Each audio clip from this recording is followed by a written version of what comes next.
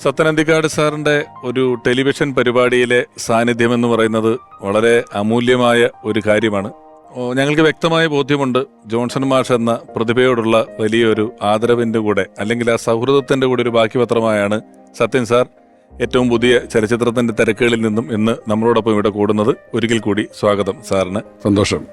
28 ചിത്രങ്ങളാണ് ജോൺസൺ മാഷുമായിട്ട് സത്യൻ സാറിനുള്ളത്. അതൊരു ചെറിയ കാര്യമല്ല. അങ്ങനെ ഒരു കോമ്പിനേഷൻ ഒരുപാടുണ്ടോ എന്ന് തന്നെ സംശയമാണ്. 28 ചിത്രങ്ങളിൽ ജോൺസൺ മാഷ് സത്യനന്ദി സാറിന് വേണ്ടി വർക്ക് ചെയ്തിട്ടുണ്ട്. എന്നാൽ ആദ്യം വന്നത് പശ്ചാത്തല സംഗീതം ഒരുക്കുന്നതിന് വേണ്ടിയിട്ടാണ്, അല്ലേ? അപ്പൊ അന്ന് കുടുംബ പുരാണം എന്ന് പറയുന്ന ചിത്രത്തിന് പശ്ചാത്തല സംഗീതം ഒരുക്കാൻ ജോൺസൺ മാഷ് വരിക എന്ന് പറയുമ്പോൾ ചിത്രത്തിന്റെ സംഗീത സംവിധാനം മോഹൻ സിത്താര സാറാണ്. അദ്ദേഹം താരതമ്യേന ജോൺസൺ മാഷേക്കാളും ജൂനിയറാണ്. അപ്പൊ സിനിമയിൽ നമ്മൾ പറഞ്ഞു കേൾക്കുന്ന ഒരു ജൂനിയർ സീനിയർ ഓരോരുത്തരും നിൽക്കുന്ന ഒരു സ്ഥാനത്തിന്റെ അളവ് പോലൊക്കെ വെച്ച് പലരും വേണമെങ്കിൽ വിസമ്മതിക്കാം.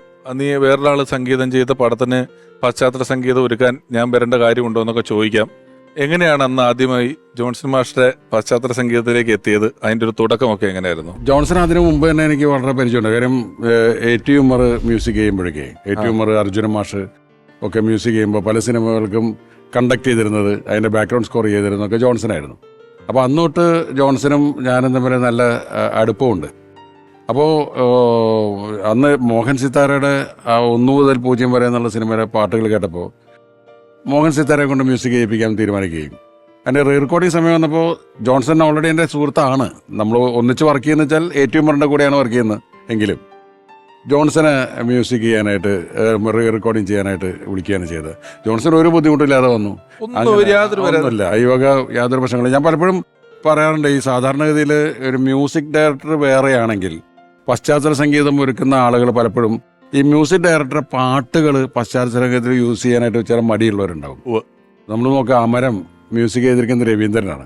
അതിൽ രവീന്ദ്രന്റെ പല പാട്ടുകളും റീ റെക്കോർഡിങ്ങിൽ ഉണ്ട്. ജോൺസൺ സംഗീതം മാത്രമാണ്. ജോൺസൺ അതിന്റെ സംഗീതത്തിന് മാത്രം അടിമയാണ്, അല്ലാതെ ഈഗോടെ അല്ല. കുടുംബ പുരാണം എന്ന ചിത്രം തൊട്ട് തുടങ്ങുന്നതൊരു പുരാണം എന്ന് വാക്ക് നമുക്ക് പറയാനുള്ള ഘനത്തിലുള്ള ജീവിതാനുഭവങ്ങളാണ്. മലയാളികൾ നെഞ്ചിലേറ്റിയ ഒരുപാട് ആ സിനിമകളുടെ സംഗീതത്തിന്റെയൊക്കെ കഥകളാണ്. പൊന്മുട്ടയിടുന്ന താറാവ് എന്ന് പറയുന്ന സിനിമയാണ് രണ്ടാമത് വരുന്നത്, അല്ലേ? ഒപ്പം ചെയ്യുന്നത് ONV കുറുപ്പ് സാറാണ് അതിന്റെ വരികൾ എഴുതിയിട്ടുള്ളത്. ഈ അന്നൊക്കെ സിനിമയുടെ ഒരു കമ്പോസിംഗ് എന്ന് പറയുന്നത് ഡയറക്ടറും ലിറിസിസ്റ്റും മ്യൂസിക് ഡയറക്ടറും എല്ലാവരും കൂടെ ഒന്നിച്ചിരുന്നിട്ടുള്ള ഒരു പരിപാടിയില്ല. സാറിന് അത്യാവശ്യം ലിറിസിസ്റ്റ് ആയിട്ടാണ് സാർ ആദ്യം വന്നിട്ടുള്ളത്. അങ്ങനെയുള്ളൊരു ക്രിയേറ്റീവ് ഡിസ്കഷനുകൾ എത്രത്തോളം വന്ന്? അന്നൊക്കെ ശരിക്കും പറഞ്ഞാൽ ഈ ലൈൻസ് കിട്ടിക്കഴിഞ്ഞിട്ടാണ് പലപ്പോഴും മ്യൂസിക് ചെയ്യാറുള്ളത്.